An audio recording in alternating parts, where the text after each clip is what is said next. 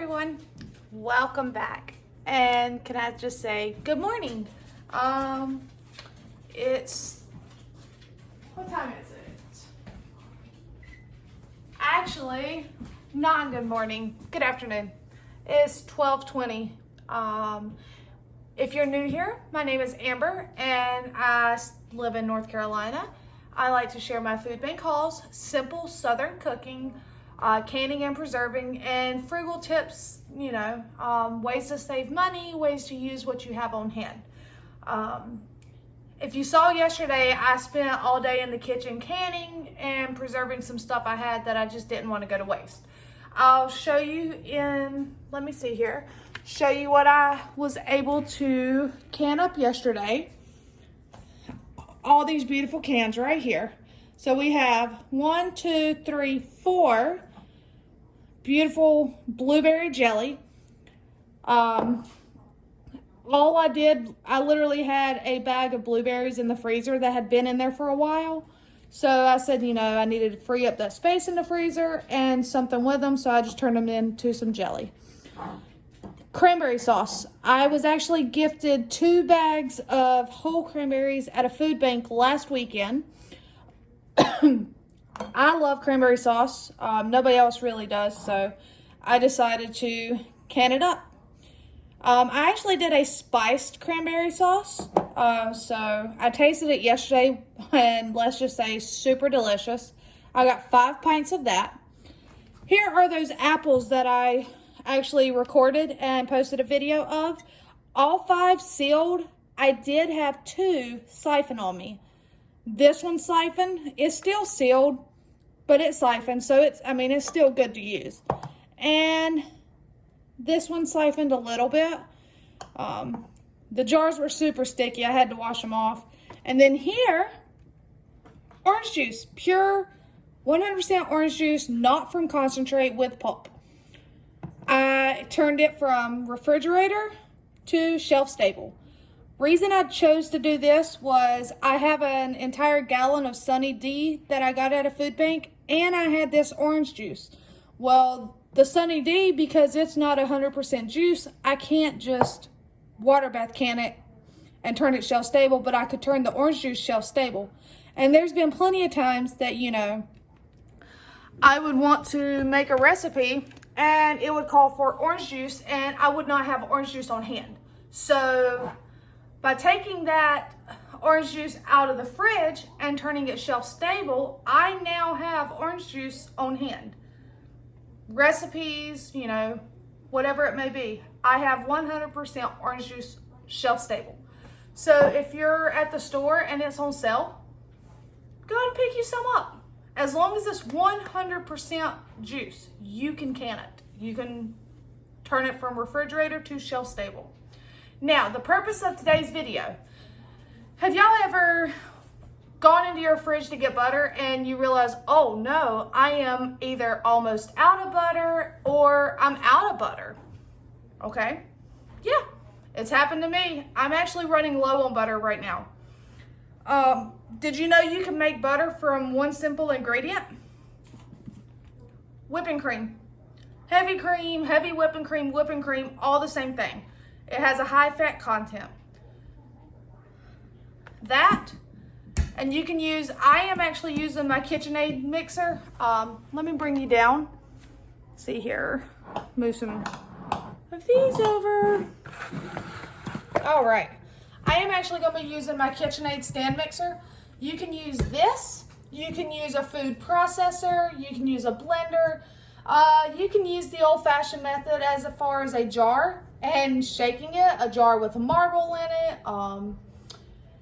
Literally all you need is heavy cream, whipping cream, heavy whipping cream, a high fat content, and some salt. I'm just gonna put some Himalayan pink salt in there. It can take a while, so all you're gonna do, put your mixer to stir. You want it on low, and you're just going to pour this in there. It can take up to 20 minutes for it to separate.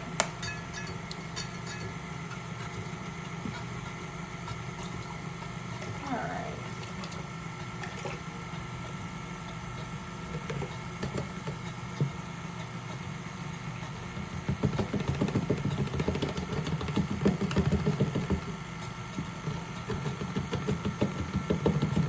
Try to get every last bit out of there. And heavy whipping cream was actually on sale at the store. All right, I'm gonna turn it up to a 2, and I'm just gonna let this go. It's gonna keep on going. It's gonna take it a while. So what it's gonna do is it's gonna keep on whipping and going around. That it's going to separate the butter from the buttermilk. So you're actually going to be left with 2 products: homemade butter and buttermilk. Don't throw that liquid away because it's buttermilk. You can use it in biscuits or, you know, anything. So don't throw it out. I had it on hand. I know some people use this in their coffee or, you know, whatever. I don't use it in my coffee, and I didn't want it to go to waste, but I'm running low on butter as well. So I was like, well, I'll just turn it into butter. It's another way to make something out of something you may already have on hand. I actually got this on sale at the store the other day thinking I would need it for my holiday baking, and I ended up not needing it for Thanksgiving cooking. So, but I do pay attention whenever this is on sale. Like, I think I gave not even $3 for this container. So, not even $3. Cheaper than buying a box of butter. So, and actually, can you believe today I actually had to explain to my husband the difference in margarine and butter. He didn't know the difference. So, what I'll do is I'm going to let this keep on going. Like I said, it can take upwards of 20 minutes. I will bring you guys back so you can see when it separates. Alright, so we're back. It's been actually probably maybe 15 minutes. And this is what I was telling you, it will separate. Alright, so do you see how you have the butter and then you have that's buttermilk. All I'm going to do is try to scrape off here. You don't want anything left behind. You don't want to waste anything.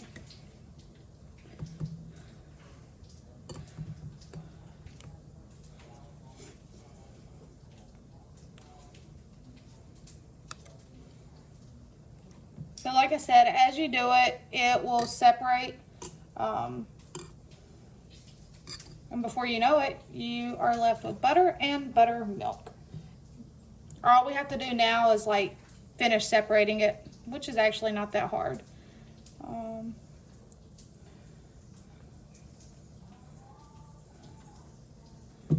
Alright, let's see here. Oops. And I do have here a bowl.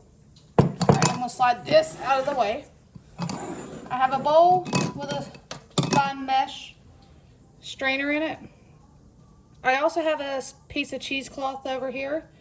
I'll show you in a minute. All I can see is this butter, and I don't want it to go to waste. So,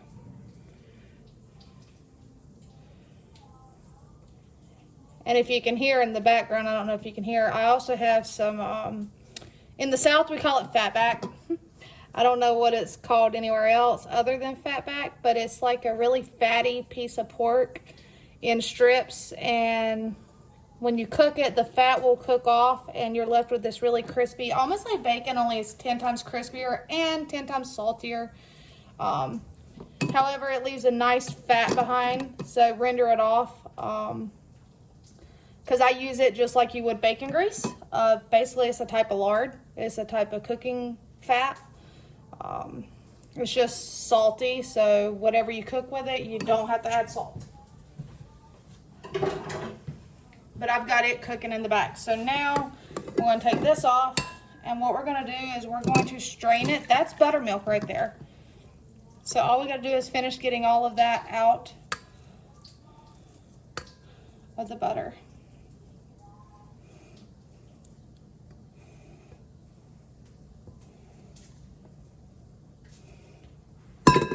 Just like, say you get heavy cream at the food bank and you don't know what to do with it. Well, there you go, make butter. Like me, I got some at the food bank before. I don't, like I said, I don't really cook with heavy cream or use it on a daily basis. Occasionally I cook with it, but when I'm doing sauces like Alfredos and stuff, but here we go. I use butter more than I do anything, so. All right. I saw a piece fall in there. But see, there's beautiful buttermilk. All right.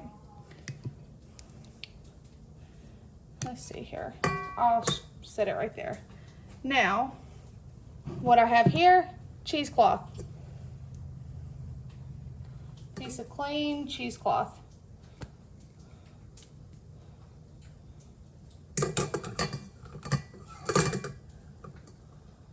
Uh-oh. Get all of it in there.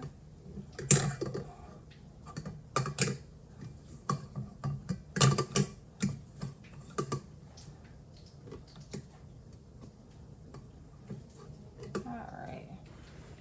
So now we're just going to slowly push it into a ball.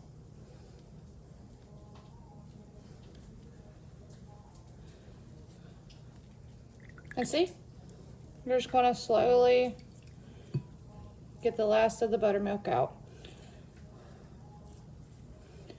This butter does not last as long as store-bought butter, but it wouldn't last that long in my house anyway. But the more buttermilk you can get out of it, the longer it will last. But there's nothing like fresh butter. So, you see there? Beautiful butter. Uh-oh. Beautiful buttermilk. That simple. There you have it. I'll get something to put this buttermilk in, put it in the fridge, label it, and I'll use it up. So, you can season your butter however you like. Say you like a savory one, season it. If you want a sweet one like you can get at the restaurants, the sweet brown sugar cinnamon butter, season it. I'm going to leave it like that. So, and put it in the fridge. And I figured let me take you over here and I will show you what I mean by fatback. Alright, I don't want to drop you guys in. So, this is in the South what we call fatback.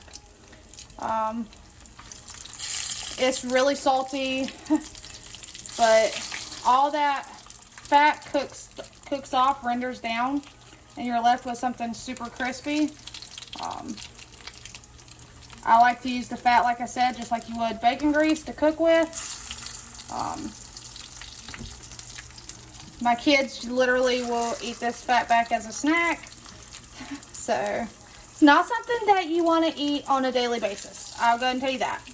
Especially if you have issues with your blood pressure, cholesterol. I mean, it's nothing but fat and salt. I'll show you the uncooked version. It is salt cured. So, like, you see all that? That is salt. All of that is salt because it is salt cured. Let me see here. Cured pork fat back. So, that's literally in the South. That's what we're used to. It's literally just dried with salt. So, like I said, I like to utilize it for the fat to render off, to have it for cooking. So yes, make do with what you have. Make the most of what you have. Utilize it to your advantage. Kind of like, I guess, everybody else has been saying, you know, pantry cooking. Use what you have on hand. Save money. I don't have to go to the store and spend money on butter. I don't need to go buy oil or lard or grease. So, y'all have a great day.